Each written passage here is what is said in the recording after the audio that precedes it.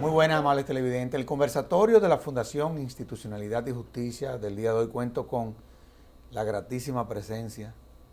Bueno, profesor, usted es un experto, uno de los más connotados académicos en todo lo que tiene que ver con los métodos alternativos y de resolución de conflictos, el arbitraje, en fin.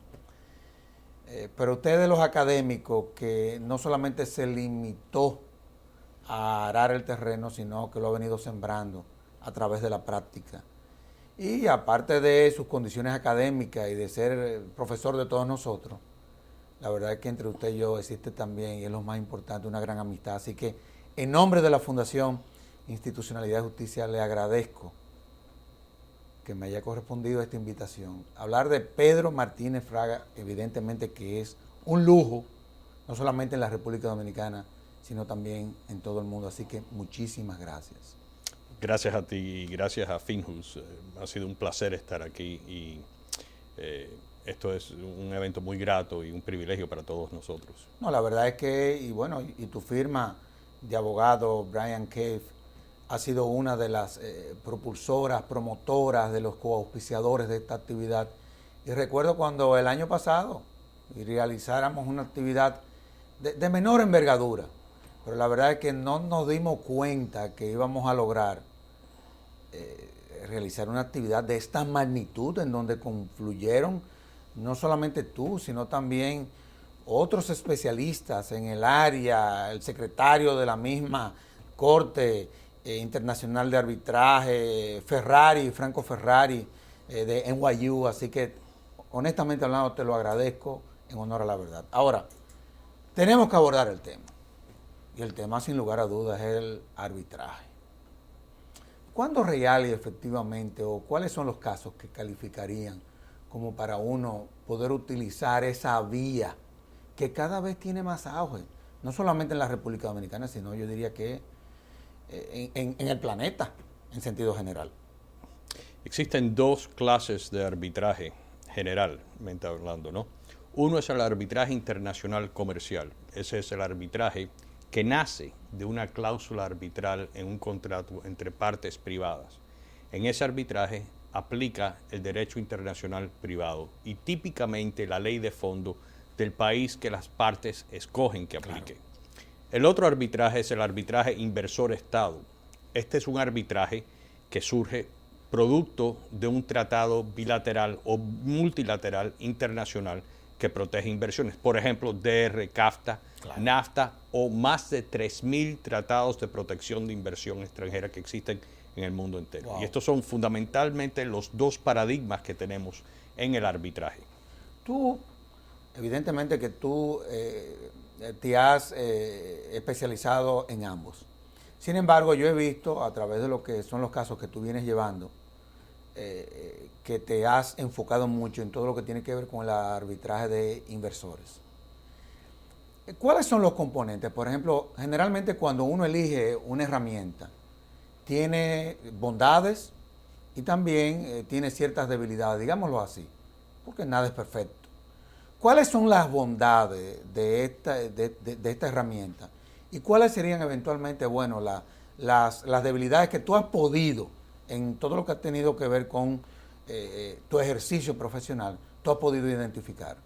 Las bondades son muchas. Este es el gran arbitraje, esta es la gran metodología que hace posible la inversión directa entre los países en desarrollo y los países industrializados. La inversión directa, todos los economistas están de acuerdo, es la metodología más fructífera y más rápida para el desarrollo de un país. De modo que este arbitraje tiene un impacto social. Este es un arbitraje que, como te dije anteriormente, nace de un tratado bilateral o multilateral de protección de inversión extranjera. De modo que este arbitraje siempre tiene la configuración de un privado, es decir, una empresa privada típicamente o un individuo, típicamente de un país industrializado y un país receptor. Siempre es un individuo, persona natural o jurídica y un soberano. Y lo que hace este arbitraje, que para mí es una gran bondad, es que trae la seguridad para ambos, para el inversor y para el país receptor, de que esa inversión esté protegida.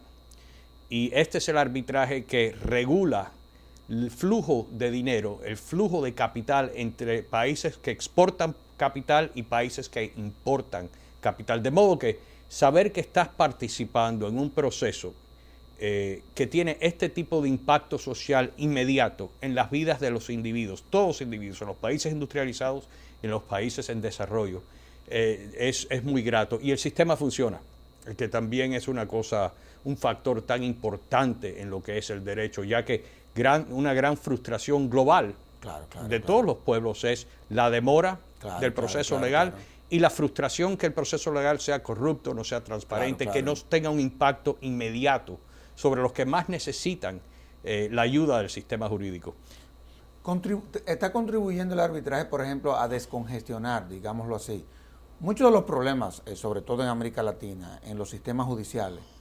Sin duda. Es la masificación, la acumulación de casos, muchas veces inclusive hasta por la carencia que desde nuestros estados hay desde el punto de vista de nuestras economías, que no tenemos el capital suficiente como para invertir y hacer fuertes nuestras instituciones.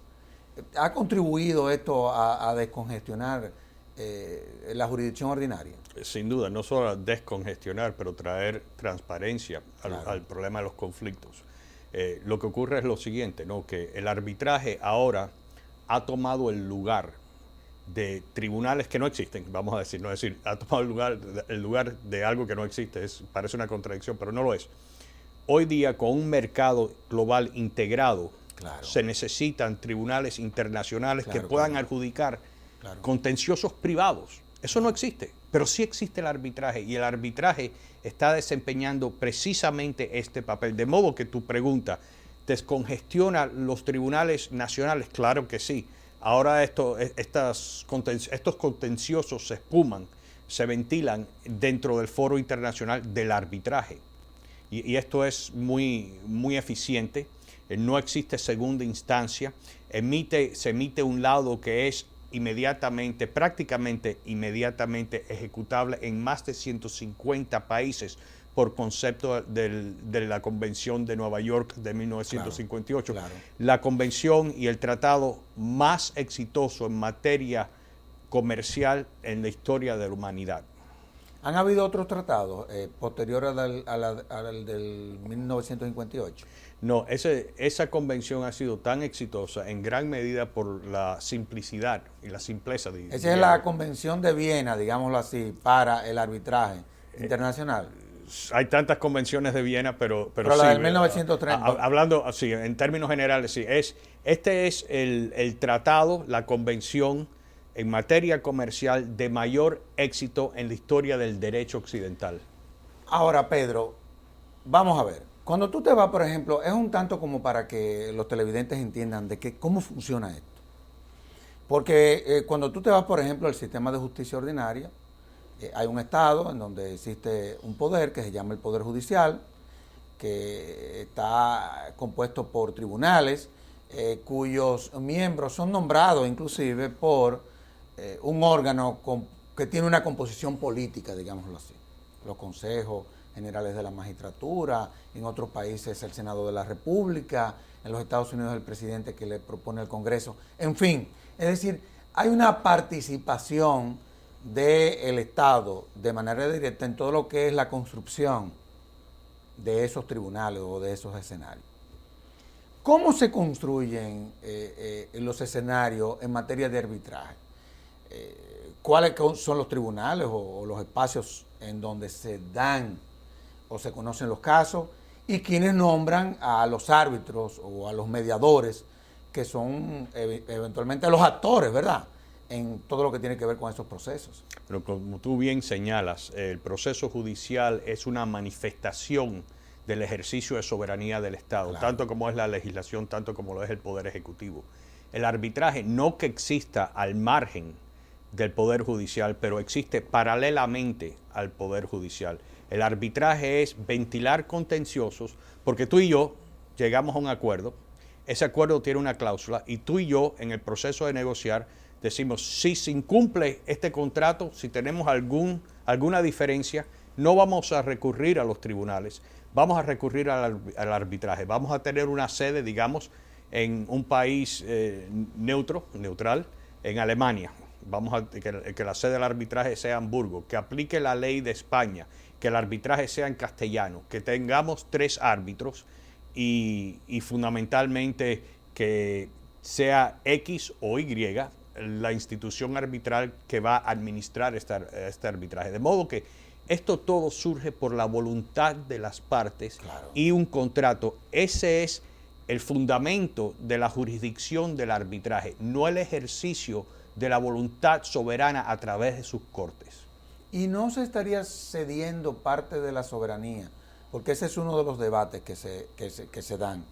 Cuando, por ejemplo, en un caso de arbitraje de inversores, un Estado, viendo que hay una de las partes que no se siente segura, y eso no lo dices tú, lo estoy diciendo yo. Me alegro. Okay, claro, porque sé que por razones de delicadeza no lo vas a decir, pero yo lo puedo decir. Y no estoy cometiendo ninguna indelicadeza porque es así. Viendo que un inversor no se siente seguro de la jurisdicción a la cual pertenece de manera natural el Estado, se elige una jurisdicción internacional, no se estaría cediendo soberanía. Acuérdate que dijiste ahorita, y es verdad, que desde el punto de vista de la soberanía que ejercen los Estados, crean su estructura interna, en fin, pero ya estamos cediendo a el ámbito internacional. ¿Es así? En cierto sentido sí y en otro sentido no.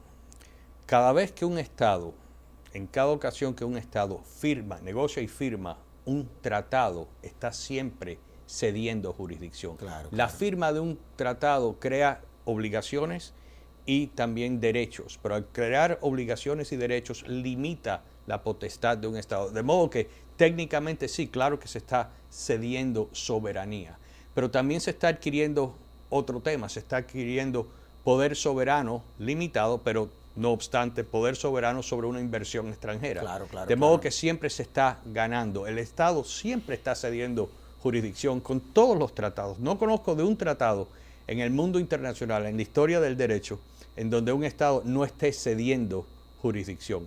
Pero piénsalo bien, de buenas a primeras, ¿qué está ocurriendo? Tanto el Estado como el individuo inversor ahora tienen un superforo. Claro. En la ley aplicable es el derecho internacional público, es decir, no es el derecho de un Estado o el derecho del otro.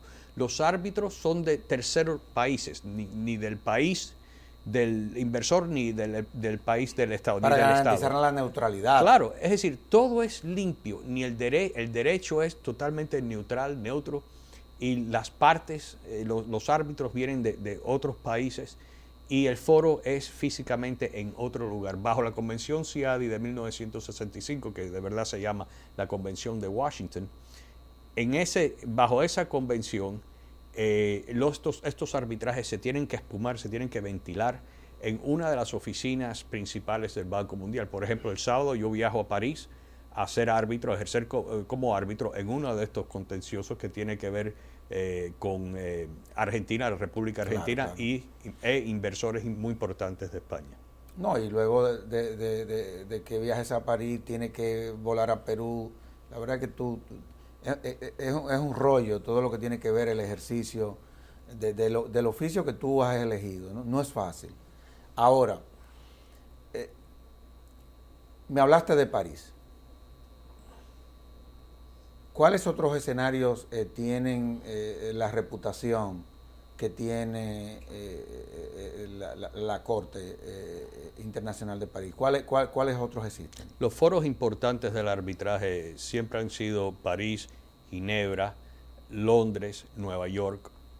¿Por qué han sido los más importantes? Porque son probablemente quienes han sabido mejor desarrollar esos espacios, te pregunto. En parte, pero también por el legado histórico en materia económica de estos países. Estos son los centros económicos del mundo. Francamente, Múnich y Hamburgo y Berlín cuentan, pero no tienen la misma tradición del arbitraje. El arbitraje, típicamente, estos han sido los puntos. Ahora, sin duda alguna, otros lugares están emergiendo como jugadores muy importantes. Por ejemplo, Miami más y más está desempeñando un papel protagonista como sede arbitral, sobre todo con respecto a toda América Latina, Centroamérica, el Caribe, Suramérica, Norteamérica, México. Aparte de que, oye, y no deja de tener lógica porque Miami es el centro de conexión de toda América, esa es la realidad. Ahí, para uno ir a cualquier sitio tiene que primero llegar a Miami. Es el punto en donde las caravanas se encuentran. No hay dudas. Ahora, vamos a hablar, ¿quiénes nombran a los árbitros? O sea, porque, oye, por ejemplo, yo no lo soy, a mí no se me puede ocurrir yo meterme en eso porque yo quiero meterme en eso, sino que yo pienso que debe de haber un proceso, primero de capacitación, en fin, pero también tiene que haber otro proceso que es a través del cual tú comienzas a estar en la bolsa, ¿no? Teniendo la oportunidad de que te elijan como árbitro. ¿Cómo funciona eso desde el punto de vista operativo? Cómo no. El mundo de los árbitros se critica algo porque se dicen que los árbitros somos pocos y es un mundo cerrado. Eso no es cierto. Somos pocos relativo al mundo, ¿no? Pero no relativo a nuestra profesión. Se eligen los árbitros por las partes. Esta es la gran voluntad de las partes, que es muy distinto al proceso judicial, en donde se hereda el juez o la jueza. Claro. De modo que esto es muy importante. Y los árbitros nacen o surgen del mundo del derecho, por supuesto, personas que tienen reputación académica en el campo del derecho internacional público y o privado, profesionales que tienen reputaciones académicas y como profesionales. Y todo esto se estudia cuando estás en un arbitraje. La fase más importante de cualquier arbitraje, así sea un arbitraje inversor-estado o un arbitraje internacional comercial, es la selección de ese panel arbitral. Claro. Yo siempre le digo esto a clientes y se lo digo a mis estudiantes. Claro. Eso es lo más importante. Hay que estudiar esos árbitros, quiénes son, entender qué es lo que han publicado, entender qué laudos han firmado anteriormente, si tienen una orientación pro Estado o pro inversor. Claro. Estos son consideraciones fundamentales. Sí, no, porque yo pienso que al igual que la jurisdicción ordinaria, existen las especialidades dentro de ese mundo de los árbitros, y no hay duda de que eso es fundamental. Ahora, una de las, puede ser un mito, pero quiero que lo desmontemos aquí, porque de hecho lo es. No puede ser, es un mito. Una de las percepciones que tienen, sobre todo quienes no ejercen la materia, es que esa es una herramienta muy cara. Por lo menos esa es una percepción que muchos sectores, por ejemplo, aquí en la República Dominicana tienen. Dicen, no, yo prefiero la jurisdicción ordinaria porque entiendo que es cara tú elegir la herramienta del arbitraje para tú llegar a una solución. Esa no es la percepción mía, porque yo sé que eso no es así. Porque a fin de cuentas, en un negocio lo que hay que resolver el problema pronto, para que el dinero siga corriendo. ¿Cómo podemos desmontar eso? O sea, porque de hecho esa es una percepción que hay. Caro es una palabra muy relativa. Vamos a ver. Si tú eres un Estado y o un inversor y hay un problema de, digamos, 2.000 millones de dólares y tú como inversor tienes un riesgo serio de nunca recuperar esos 2.000 millones de dólares, con lo que significa el valor de 2.000 millones de dólares con el valor del dinero, el interés, o el costo de oportunidad, lo que todo esto representa. Y tú vas a un profesional y un profesional estudia tu caso y te dice, el proceso este entero puede costar entre 3 millones y 7 millones de dólares. Y se va a tardar un máximo de 2 años y medio, 3 años. Y cuando se termine ese proceso, tú vas a tener un lado, si ganas, si prevaleces, inmediatamente ejecutable en más de 40 estados, con el mismo vigor de una sentencia emitida por el tribunal en donde buscas ejecutar el propio laudo. Claro. Estás invirtiendo entre 3 y 7 millones de dólares para recuperar 2.000 millones de dólares. Claro. ¿Tú de verdad crees que desde un punto de vista aritmético, después que ya te gradúas, digamos, del 4º grado, se puede justificar perderlo o no hacer un intento de recuperar los 2.000 millones de dólares? Digamos que el proceso ni siquiera dure 3 años, que llegues a un acuerdo y solamente recuperes $1.000 millones, y que en vez de costarte $3 millones o $7 millones, te costó 1.5 o 3.5 millones de dólares. No ganaste por mucho. Lo que te costó ese arbitraje es menos del interés que pagas cada 3 meses por los $2.000 millones de dólares. No hay duda, no hay duda. No, aparte No, de que, no, cada 3 meses, no, quizás cada 3 semanas. claro, aparte de que hay una cosa que se llama en los negocios el tiempo. Que evidentemente que en la medida en que sea más corto, o sea, el dinero es el dinero. De modo que eso es claramente un mito. Y un contencioso no tiene que ser de $2.000 millones o de $1.000 millones o de $500 millones para que sea factible económicamente. Claro. Los tribunales nacionales primero no tienen la competencia, no tienen la jurisdicción para procesar estos casos. ¿Cómo los pueden hacer? Si jurídicamente es prácticamente imposible hacerlos.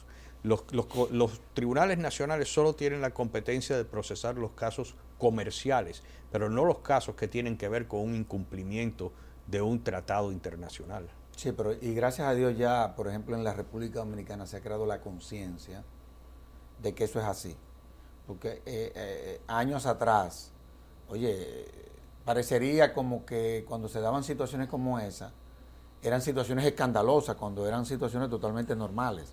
Pero se ha venido ya creando ya la cultura de que real y efectivamente hay contratos que deben de ser dilucidados en otros escenarios. Por una cuestión de garantía procesal. Y acuérdate que un tratado es un contrato. Un tratado solamente es un contrato, pero entre estados. No, sin lugar a dudas. Sin lugar a dudas. Ahora, hemos hablado de los árbitros. Pero, ¿quiénes confluyen, por ejemplo, en todo lo que tiene que ver con este mundo del arbitraje? Porque están los árbitros, pero existen en el proceso otros actores, aparte de los árbitros. Bueno, obviamente las partes son grandes, obviamente que sí. Grandes actores y los testigos son grandes actores, pero también existen los peritos. Y estos son grandes y muy importantes autores. Muchos de estos contenciosos tratan con temas de energía, tratan con temas de recursos naturales, tratan con temas de tecnología, tratan con la muy alta finanza y se necesitan peritos de calibre internacional, de calibre mundial. ¿Lo eligen las partes o los árbitros? Gran pregunta. No quiero sugerir que las otras preguntas no han sido buenas preguntas, han sido fantásticas también. Ambos. Los árbitros tienen la potestad de elegir peritos y las partes obviamente sí eligen y contratan peritos. Muchas veces los árbitros, propiamente el tribunal arbitral, le hace preguntas directamente a los peritos cuando tienen inquietudes después de estudiar los estudios, los reportes que someten los peritos. ¿Qué papel juegan los abogados que no son árbitros ni peritos en estos procesos? Me explico. Cuando tú, por ejemplo, quieres construir una estrategia de cómo tú quieres dirigir un proceso, evidentemente que tú conformas un equipo, eso es así. De especialistas, como tú decías, si es en materia minera, bueno, hay abogados especialistas en esa materia. En todo lo que tiene que ver con la tecnología, hay abogados que son, en fin. ¿Qué rol jugaría un abogado que no es perito, pero que tampoco es árbitro? Primero, ese precisamente es el abogado de parte. El abogado de las partes es ese abogado. Pero tu pregunta me parece que es mucho más profunda que sencillamente cuál es el papel de abogado de las partes, que es muy importante el papel, porque este es el derecho internacional público, de modo que hay una responsabilidad a la comunidad internacional. Pero nosotros lo que hacemos, y qué es lo que hacen los abogados que actúan responsablemente en esta materia, es que intentamos tener el mejor equipo posible en base, dentro del marco de la materia que se esté tratando. De modo que no solo tenemos nuestro equipo de arbitraje que utilizamos en todos nuestros casos, pero que si esto se trata de extracción de minerales, vamos a tener abogados que son de calibre internacional sobre esa materia. Si se trata de petróleo y gas, vamos a tener abogados comparablemente capacitados. De modo que hay que tener, siempre tienes que pensar en un equipo y todo el mundo de ese equipo tiene que dejar el ego en la puerta cuando entra a esa habitación. Y tenemos que trabajar juntos, como un equipo, con una misión y con una meta, y no como individuos con primer nombre y apellido. Y eso es muy difícil. Los abogados tenemos, debo decir, egos muy expansivos. No, digamos. Esa es la realidad. Aparte de que a mí lo que me gusta de esta jurisdicción, digámoslo así, o de esta herramienta, es que la lógica, la mística, la finalidad, el fin, es uno no convertirse en parte del problema, sino en la solución. De todos modos, vamos a hacer una pausa y de inmediato volvemos con este interesantísimo programa.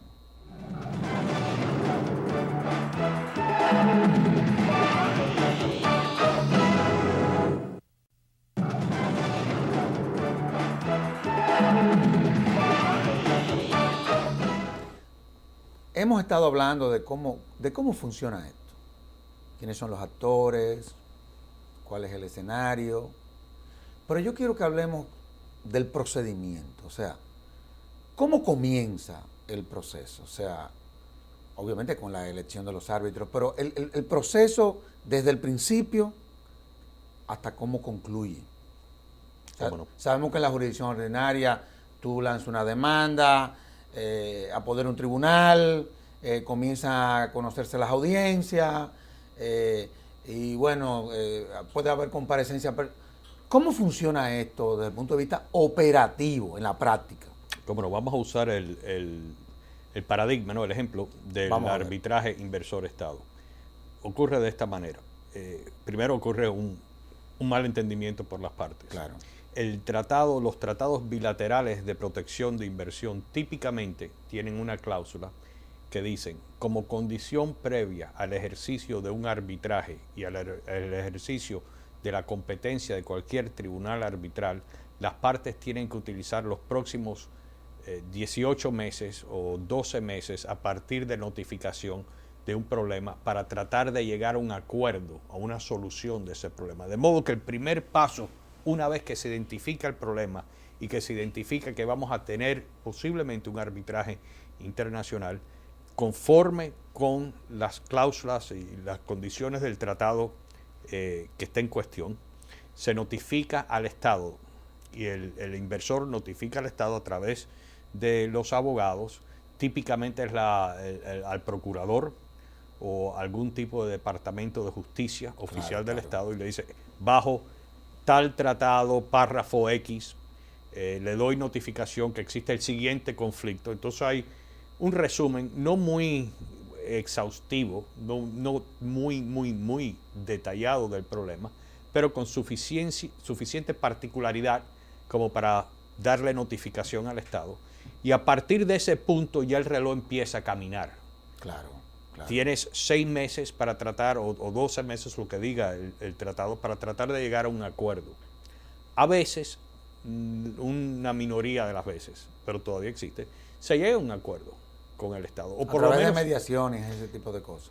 De una mediación aún informal con el Estado. Es decir, el Estado ya no quiere ir a un arbitraje, sabe que estos arbitrajes, en contraste con los arbitrajes contractuales de derecho internacional comercial, los arbitrajes entre particulares y estados son públicos. De modo que el Banco Mundial los supervisa, el Centro Internacional Monetario sabe que existen. Los países quieren protegerse, no quieren tener una reputación negativa con estos órganos internacionales. Y entonces se trata de llegar a un acuerdo. Al no llegarse a un acuerdo, al frustrarse ese proceso, entonces es que se puede comenzar un arbitraje, siempre y cuando se esté protegiendo la condición de jurisdicción de cuándo se puede entablar el arbitraje formalmente. Cuando ya se agota ese ejercicio de tratar de llegar a un acuerdo y se agota el plazo, entonces se somete lo que se llama una petición de arbitraje para que comience el arbitraje. Y esa petición sí detalla con un nivel de precisión considerable el problema y los causales y lo que se piensa que fueron los estándares de protección de inversión extranjera que no se cumplieron conforme con ese tratado. De modo que se ve la ley internacional convencional y la ley internacional consuetudinaria. Una vez que se notifica con esa petición para que comience el arbitraje, la contraparte, en este sentido el Estado, en este ejemplo, entonces somete una réplica, defensas y a veces una contrademanda o un proceso de reconvención, ¿no? Claro. Al ocurrir eso, se empieza a elegir al tribunal, que como dije anteriormente, esta es la fase de mayor importancia en cualquier arbitraje internacional, así sea comercial o inversor-Estado. Una vez que se tenga ese panel arbitral ya constituido, típicamente con 3 árbitros, entonces esos 3 árbitros se reúnen, estudian los papeles que desde ya se han sometido y entonces convocan la primera audiencia. A raíz de esa primera audiencia, en donde se trata un sinfín de temas, pero la mayor parte de los cuales tienen que ver con la arquitectura entera del proceso. Todo ahí se define cuántos testigos, los días en que se van a intercambiar escritos, cuántos peritos, reportes de peritos, la toma de prueba entre las partes, cuántas audiencias van a necesitar, pero fundamentalmente, aparte de estos temas, se pactan los plazos para que el demandante someta lo que se llama un memorial y las declaraciones de testigos. Este memorial es la posición sobre el fondo del caso del demandante, tanto con respecto a la ley como el núcleo fáctico del caso y sus testigos, incluyendo los peritos. Es decir, una vez que se concluya esa parte, el demandante ya ha puesto toda su posición legal y fáctica en la mesa. Y entonces el demandado tiene que responder. Y entonces el demandado a partir de ese momento tiene típicamente 3 meses para someter su contramemorial. Una vez que se recibe ese contramemorial, que también tiene todas las declaraciones de todos los testigos de hechos y peritos, entonces el demandante somete su réplica a los típicamente 60 a 90 días. Y una vez que el demandante someta su réplica al contramemorial, entonces se fija la fecha de la vista final del arbitraje. En ese momento ya existe por escrito técnicamente todo lo que se va a saber. Claro. Y esto da la impresión de ser pocos papeles, pero esto es una papelería de cientos de páginas en memorial y miles de páginas en pruebas. No, y sobre todo por los casos que generalmente se conocen a través de, sabía que la especialización, imagínate tú, el tema eléctrico, en materia de minería, en materia, como tú decías, de tecnología, evidentemente que el componente de todo lo que tiene que ver la especialización es determinante. Ahora, tú desde el principio me estás hablando de 3 árbitros. ¿Quién nombra al tercer árbitro? Porque cada parte tiene el derecho de elegir a uno de los árbitros, pero es muy difícil que los dos se pongan de acuerdo para ellos mismos elegir al tercero. ¿Cómo opera esto? Eso es una gran pregunta y esa es una dinámica interesantísima, fascinante, porque es una dinámica eminentemente humana. Es verdad, las partes típicamente no se pueden poner de acuerdo en cuanto a nombrar el tercer árbitro. Aunque los árbitros todos son neutrales, el árbitro que una parte nombra, ese árbitro no está supuesto a tener ningún tipo de lealtad a esa parte, y el árbitro que la otra parte nombra no está supuesto a tener ningún tipo de lealtad a esa parte. Los árbitros tienen que tener una lealtad al proceso y a la ley. Claro. De manera que todos son neutrales. Esa es la teoría. Y esos dos neutrales lo que hacen es nombran un tercero que va a ser el presidente del panel. Okay. Y ese presidente del panel tiende a ser una persona muy poderosa dentro de ese panel porque si los neutrales no actúan como neutrales y son parciales, parciales en el sentido que no obstante lo que ellos declaren al público, tienen lealtad a cada parte, entonces la persona y la figura clave es ese presidente del tribunal, porque es el tercer voto. Típicamente, pero no siempre, elegir ese presidente del tribunal a través de los abogados, de los árbitros de cada parte, no es un problema. Pero a veces sí lo es, porque a veces las propias partes objetan al candidato. Claro. Y cuando de verdad no se puede nadie poner de acuerdo para que no se pueda sabotajear el proceso, el centro nombra ese tercer árbitro, es decir, el centro del Banco Mundial, el centro del CIADI, nombra ese tercer árbitro, y ese tercer árbitro típicamente viene de una lista de árbitros que es proporcionada al centro, al Banco Mundial, por cada país. Todos los países tienen sus representantes y el Banco Mundial elige de esa lista a esos individuos que tienen nacionalidad y se aseguran que tengan un presidente del tribunal que sea de un tercer país, es decir, de un país no representado por las partes. Claro, claro. Yo te hacía la pregunta porque acuérdate que decíamos que las partes en el proceso tienen que, al momento de elegir los árbitros, estar muy pendientes de cuál es la inclinación del árbitro que está proponiendo, bueno, si es Estado, si es pro Estado o si es pro inversores.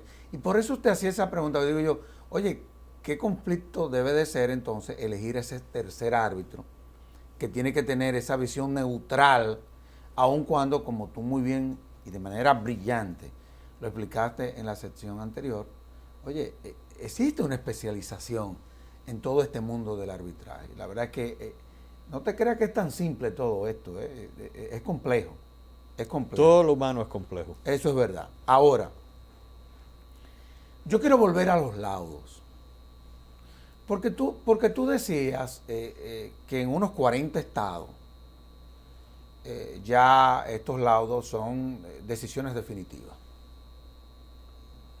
Eso fue lo que interpreté. Pero, no, en más de 140 estados. Ok, en más de 140 estados. ¿Qué pasa en los otros estados en donde los laudos no tienen esa característica?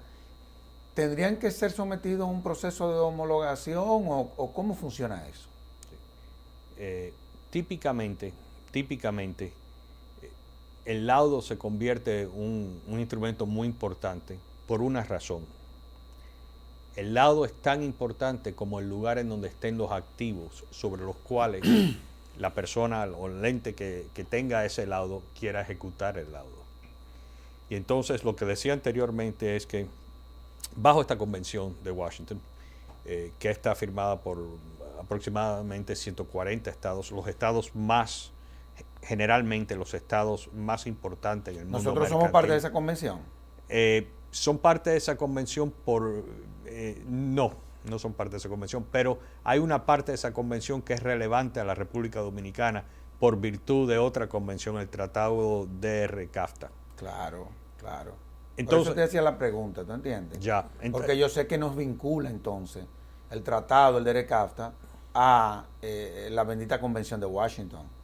Y esa convención es muy positiva. Sí, no, sin lugar a dudas. Lo que ocurre entonces es lo siguiente. En caso que tengas que ejecutar ese laudo, el reconocimiento y ejecución del laudo, en un foro, en una jurisdicción que no es signataria al tratado, entonces sí necesitas un proceso de homologación del laudo. Claro, claro. Pero eso es muy, muy infrecuente porque hasta China ha firmado, bueno, digo hasta China es un gran actor, por supuesto, económico en el mundo, pero China es parte son los que mejor están sabiendo interpretar el capitalismo. Yo he llegado a esa conclusión, los chinos. Han firmado esta convención. Oye, qué bien. Ahora, obviamente no todo califica para ser sujeto a el arbitraje. Hay materias que no califican. ¿Cuáles no calificarían por la naturaleza? ¿Cómo no? Bueno, el arbitraje, vamos a verlo en dos partes. Vamos a ver. El primero, arbitraje internacional comercial. ¿Qué es lo que no puede arbitrarse? Temas penales no se pueden... Que son de orden público. Claro que son de orden público. Temas fiscales no pueden llegar al arbitraje. Algunos temas de carácter de familiar, del derecho de la familia, no pueden llevarse al arbitraje. Y en el caso de inmobiliario, por ejemplo, ¿se ha llevado, por ejemplo, a esa jurisdicción conflictos que tengan que ver con propiedades, ese tipo de cosas? Por supuesto. Protección a la propiedad es una de las materias más importantes del arbitraje internacional. Y en el arbitraje inversor-Estado, la gran pauta o la gran causal es la protección a la expropiación sin compensación. Vamos a estar muy claros. Todo Estado tiene el derecho, la potestad, todo Estado, República Dominicana, China, Estados Unidos, todo Estado tiene la potestad de poder expropiar los bienes tanto de nacionales como de extranjeros. Sí, pero hay que indemnizar de una vez. Pero hay que indemnizar. Claro. Pero cuando no se indemniza, cuando no hay indemnización, entonces ese es el caso paradigmático de protección de inversor-Estado en donde es tan relevante este arbitraje internacional. Y acuérdate también que la expropiación no toma lugar ya tanto como en la década de los 60, en donde entran las tropas y toman control de la planta eléctrica. Eso ocurre todavía. No hemos dejado ese mundo atrás, pero no es así. ¿Cómo es que los estados ahora toman control? ¿Cómo es que se realiza la expropiación en el siglo XXI? Bueno, no dándote una licencia que necesitas, no dándote una zonificación para tu negocio, tu propiedad que necesitas, dándole subsidios inequitativos a tu competencia, no tratándote igual que tratan a los nacionales del país, tratándote de maneras peores, inferiores al estándar internacional mínimo de protección que todo extranjero o todo ser humano está supuesto a recibir. No, y eso lo digo yo. Y hemos conocido casos que no le quepa la menor duda que van en esa dirección aquí en la República Dominicana. Es un caso hipotético el que te voy a plantear, pero para ver cómo si eventualmente a cualquier estado si se le presentaría o si se ha presentado ese caso. Suponte tú que tú tengas tu laudo arbitral, ya, tuviste ganancia de causa como inversor, pero tú sabes cómo son nuestros estados, sobre todo los estados del área, son estados desde el punto de vista institucional débiles. Esa es una realidad. Suponte tú que hay una resistencia a la ejecución de un laudo por parte de un estado que se sometió voluntariamente a esa jurisdicción. Oye, porque somos ocurrentes, sobre todo en América Latina, somos muy ocurrentes. Suponte tú que se dé esa ocurrencia. ¿Cuáles serían las consecuencias? Existen... Espérate, yo sé que es una pregunta delicada, pero es una posibilidad, Sí. Existen distintas consecuencias, algunas más directas que otras, como en todas las cosas, o en muchas de las cosas que ocurren en este mundo. Primero, obviamente, es notorio, va a ser muy notorio que el Estado está resistiéndose. Esto crea una calificación de riesgo político, de riesgo económico terrible para el Estado. Si es un Estado que lo que necesita es inversión directa extranjera. Todos los estados necesitan inversión directa extranjera. Todos, aún los estados más opulentes, que no son muchos. Las Naciones Unidas reconocen 172 estados. Después de los primeros 15, y ten cuidado con esos últimos 5 de los primeros 15, todos los países del mundo son pobres. Vivimos en un mundo de pobreza.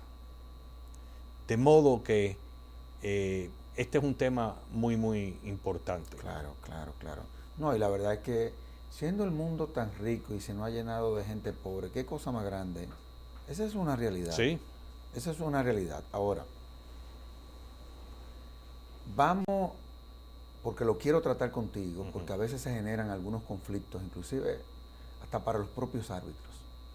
Existen las denominadas cláusulas de adhesión en los contratos.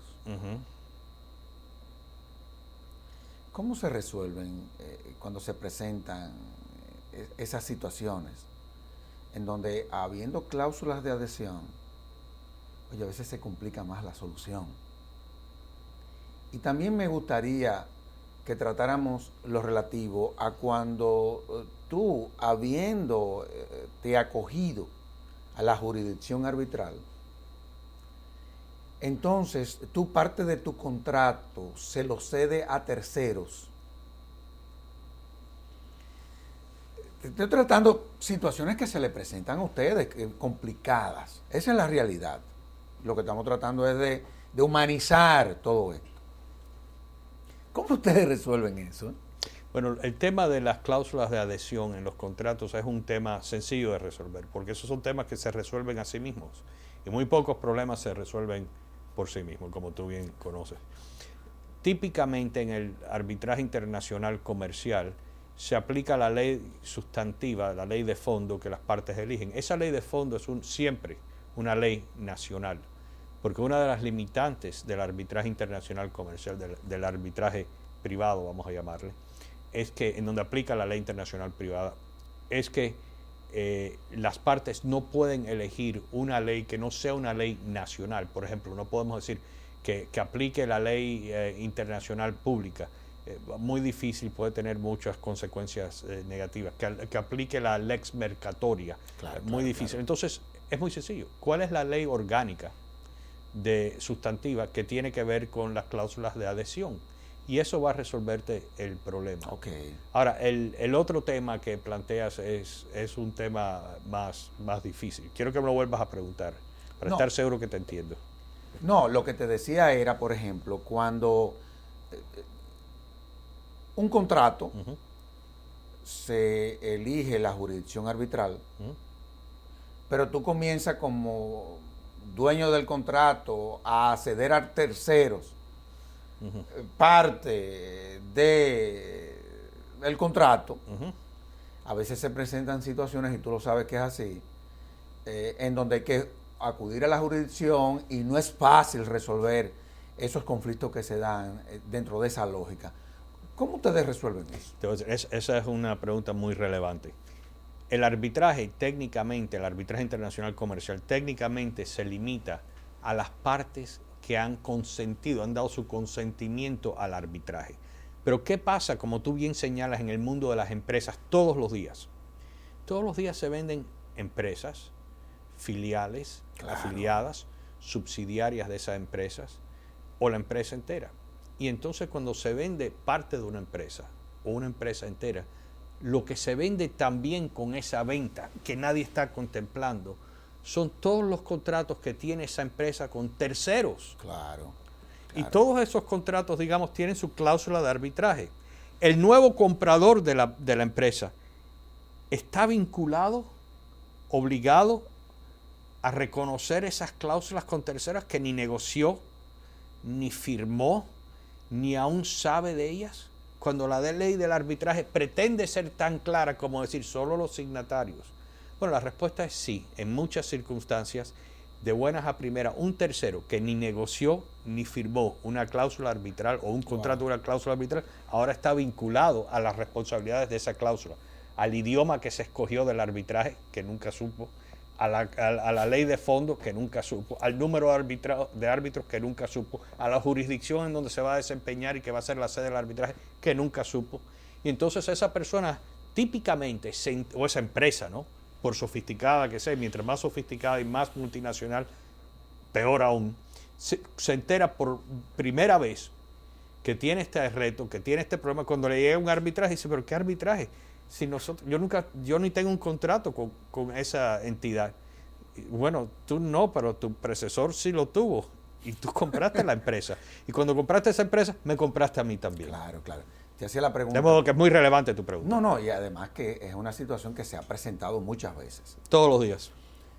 Pedro, el tiempo se agotó, es increíble, tenemos una hora hablando. Oye, ¿cuánto rinde el arbitraje? Eso es impresionante. Y se nos quedaron algunos temas en la agenda y sobre la mesa, sobre todo. Pero, siempre queda algo en el tintero. Pero, en fin, tú ya eres tú ya eras nuestro, esa es la verdad. Así que, en nombre de la Fundación, una vez más, te agradezco el aporte